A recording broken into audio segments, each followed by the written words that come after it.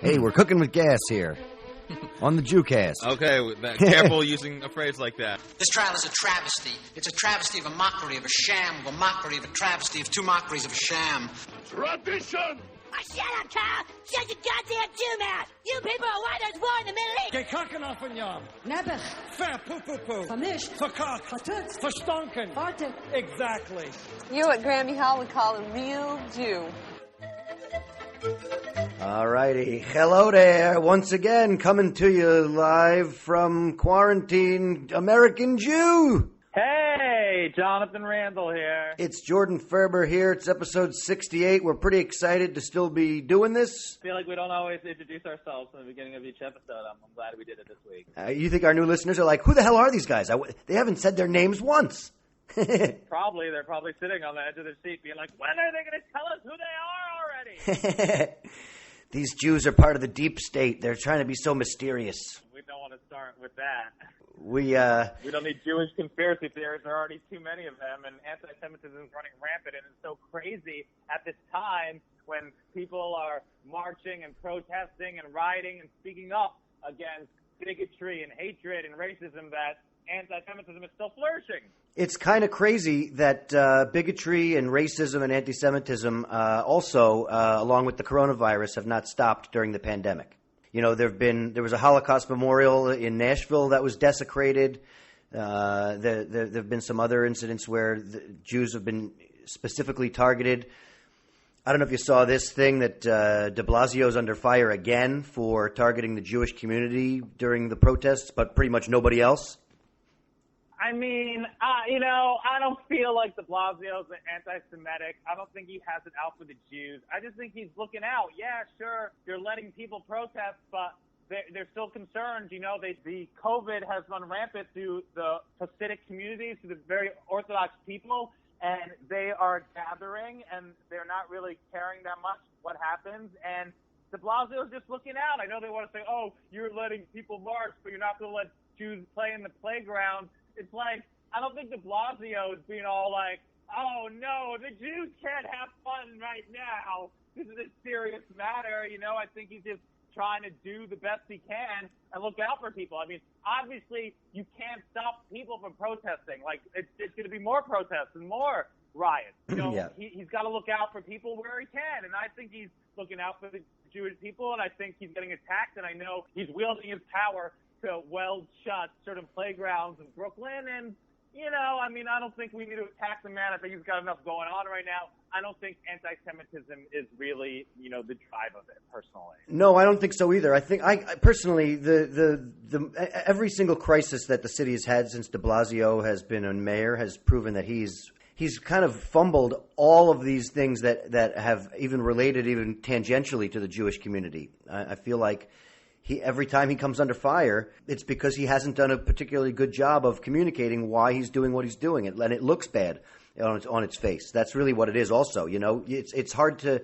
I'm hearing this type of rhetoric from a lot of people about how, you know, how come everybody's allowed to protest, but I can't go to the bar or, you know, the bowling alley. You know, why can't I live my life while these people are shoulder to shoulder? But, you know, that's the whole thing. You got to the protests are a wholly different beast. I think the fact that people are going out to these protests in spite of the fact that they know they may be putting themselves in some sort of danger, not just from the disease, but from police and from other organizations that are turning more physical than just speaking out. And I think that to me, a lot of that spirit is positive. You know, the fact that people are coming out to support justice and to fight against, you know, bigotry, racism, and all that stuff. I think that that's ultimately a good thing. You know, that's what keeps us connected. And I think that it's difficult for de Blasio to be able to see that the Jewish community may not be necessarily participating in those protests, and so they're still running on their own time. The Jewish community is. The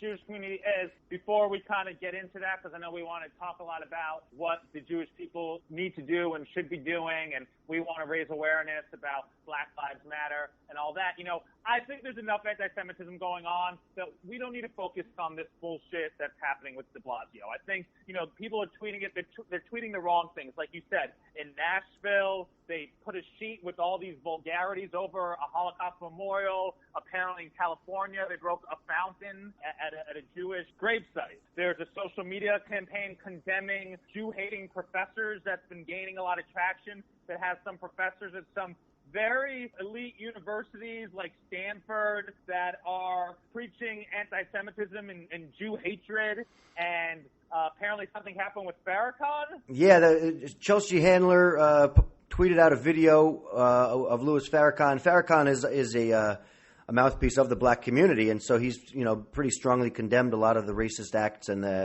he stands with the Black Lives Matter movement. But the problem is that he's also pretty well known as as a staunch anti-Semite. His whole career, there are many clips of him where he's pretty clearly anti-Semitic and anti-white in a lot of cases. So he's to throw your weight behind anything that he says. I find that there are a lot of imperfect allies out there, and so many. I think there's too many celebrities that try to pick and choose. Just like some religious people pick and cherry pick parts of the Bible that they agree with. I feel like we pick and choose and cherry pick some of our activists and some of their beliefs. And some people say things strongly, but you have to kind of take their whole missive of what they say. I think that Farrakhan is a troubling person to align yourself with in light of all the stuff that he said in the past. I don't see him coming out specifically and saying things against anti-Semitism. You don't see him standing up for Jews the same way Jews are standing up for black people and for the black community. What you were saying, that you think celebrities are kind of being phonies. Is that what I gathered from that? I don't know if that is. I think we're all rushing to a lot of judgment. It's happening across the board. The whole cancel culture. People jump to conclusions before they even really have all of the facts. Some people have been like, that's true, but I learned this new phrase just last night, actually, called virtue signaling. That's kind of like when people are like pretending to crusade or take up a cause, and they're doing it more to make themselves look good and look like they're a great person than they are really caring about the cause. To me, that's not even the biggest issue, because even that is still putting hope and positivity out into the world. I feel like going out of your way to continue spreading any hate, like people jump to conclusions to try to cancel people. The line of what is deemed racist or bigoted is so stark that there's such a no tolerance policy going across the country, which is good. That we're calling it out, but we're so quick to call out individuals that we may not know the whole story before we've already, thrown them under the bus. Obviously, there's so much division, and people we're fighting for the rights, for equality, for a group of people that have been the victims of prejudice, of hatred, of violence, of so much of segregation, that we're still finding more ways to do that amongst each other. Like, we still can't come together as human beings, whether it's Republicans versus Democrats, whether it's people that want to say all lives matter versus people that want to say Black Lives Matter. It's just like, no, it's like, why? Like, we got to stop looking for reasons, ways to be upset with one another and hate one another. Well, that's why I really like the article that you sent me about how white Jews can't sit this one out. Like, it's imperative that we fight against this injustice because it affects us all. The fighting against white supremacy is fighting against anti-Semitism. Standing with the Black Lives Movement Matter is the same goal. The article is by Julia Appel, and she you can see it at forward.com. My fellow white Jews, we can't sit this one out. Right. So we really love this article. We want to give credit where credit's due to Julia. I'm happy to attribute it to her. I think what she says is really important. She says, put aside any notions you have on becoming an expert on policy or historical facts, or whether or not you've marched in any protests. We got to start this fight at home. Does your library feature authors and faces of color? Does your nursery school have dolls and toys of a variety of complexions? The whole idea of celebrating diversity across the board and making sure that your community, the people that you interact with every day, are aligned with you in that sense, that they also are going to stamp out not just hatred and bigotry, but they will celebrate the diversity and the differences that we all have that bring us together. Sometimes I'm very much drawn to those types of hopeful messages. What are the positive and specific and immediate actions we can take to better our community? Not just look for the bad things that we need to cancel and stamp out, but what are the things that we want to encourage? What are the things that we want to help grow and build upon? I think there's a lot more of that coming out right now that I think is, and to a certain degree, that's where a lot of those celebrities are trying to come from as well. Whether or not they're disingenuous or whether or not they're picking the right people to align themselves with, I do think the intention behind it is to put positive and hopeful and tangible action into place. I've seen a lot of footage of people, influencers or people Instagramming, and they're more interested in getting likes than they are in the movement. But, as Jews, we know what it's like to be targeted, but we also, especially white Jews, are privileged. We really, have to feel for the African American community because we've suffered and gone through a lot of pain, and we're the same. We are allies. I mean, I sure don't know if I've done enough personally, and try to stand aside with our brothers and sisters that have suffered at the hands of white supremacy. And it's really sad to see that our government is really not stepping up to really identify and call out white supremacy itself. Trump has gone to great lengths to call Antifa a terrorist organization. Anti-fascists, I think fascism is something that does that mean everybody that fought in World War II is part of Antifa? Anybody that's against Nazism and white supremacy is Antifa? It's ridiculous. I think that there are these white supremacist groups who are going out of their way to vilify anybody that's against, the white race thing. I'm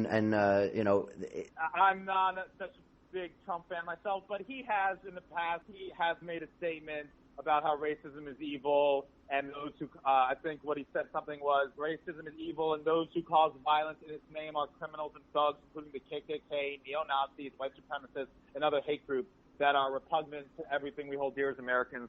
Of course, this was after what he said at Charlottesville. Of course, all of his actions aren't congruent with the statement, but he, to give him credit where credit's due, he at least has come out, at one point in time and said something like that. Yeah. Yeah, even a broken clock is right twice a day, I guess, right? Yeah, I'm with you and I agree. But again, hey, listen, I don't get people that support Trump. I'm not a fan of him personally. I really hate how it's like everything that's good in this country is because of Trump right now, and everything that's bad in this country is because of Obama. And that seems to be the dialogue that they got going on, and it's fucking ridiculous.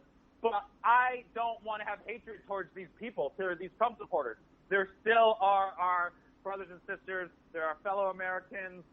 There are neighbors. There are friends. And we got to come together. We might not believe, we might not agree, but we don't have to hate one another and put each other down. Totally agree. And, there is still some good news out there. I mean, just the fact that we talk about all of the hard stuff, there is, small pockets of good news. Israel is preparing to ban conversion therapy. I mean, that's a great thing. Yes, conversion therapy is bullshit. They say There's conversion. nothing wrong with being gay. The Jewish community has also condemned people that are gay. I read an article about a Persian gay man who had such a hard time coming out because he was so afraid of the response he would get from his family and his community. And that's all over the world.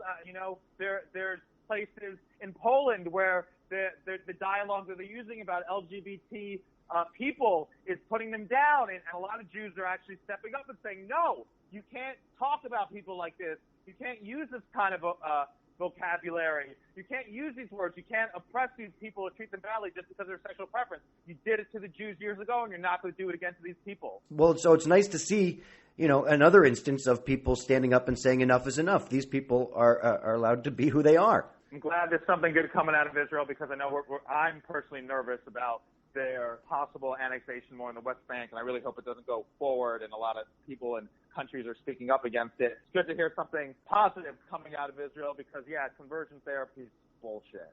I think it is good news that there are more people standing up and fighting against this stuff and putting positivity out there. I think one of the things that Julia Appel says in her article, this is a quote that I think you can use as a metaphor for all types of diversity to celebrate. She says, whether or not we are Ashkenazi, Sephardic, Mizrahi, European, North African, Southeast Asian, Ethiopian, Chinese, Yemenite, Caribbean, Persian, mixed race, Jew by choice, or Jew by birth, we are a multiracial people. And I think that can apply to more than just Jewish people. That is a world view, a global inclusion. And I'm comforted by the fact that even though there is all of this hatred and turmoil and tension, there are people out there that understand the global connection that we have with everybody and to our neighbors, and that we have to stand up for each other, regardless of why they're what the hatred is based on. And I'm proud to be a part of it. Absolutely, and I'm proud to be part of a community that's vocal about, that's not just complaining about our dinner. And yes, and as we got to complain about this, about be allies, and we also have to reflect upon how the way we treat people of color in our own community. There shouldn't be we shouldn't be using phrases like Jews of color or like a black Jew. We're all Jewish. It's what doesn't matter, the color of our skin. So let's start in our own communities. Let's not, there are Jewish rabbis that feel like they're not even welcome, a part of their own community, or they get questioned about their Jewishness, and no, we got to embrace people no matter what the color is. Judaism especially should really be colorblind after everything that we have gone through as a Jewish people. And I totally think that Black Lives Matter. We stand with everybody that's out on the streets, that's protesting, anyone that's been wrongly beaten up or killed by the police or has been the victim of the systematic racism that takes place in America. We feel for you. We're here for you, and whatever we could do, let us know. Email us, AmericanJewPodcast@gmail.com. Find us on Facebook, American Jew Podcast, or on Instagram, on Twitter, and we're there. We want to be an ally to you, and we're standing strong with you, and we hope that we could change the world for the better. For sure. You can always find me on Instagram @BeatnikNudnik. And you can find me on all social media @Jonathan Randall. And we look forward to sharing more perspectives, different voices. We always like to have guests, but I missed doing one that was just the two of us. This was, back to basics. I'm glad we could have this time again together, Jordan, just me and you. I missed our alone time. All right. All right.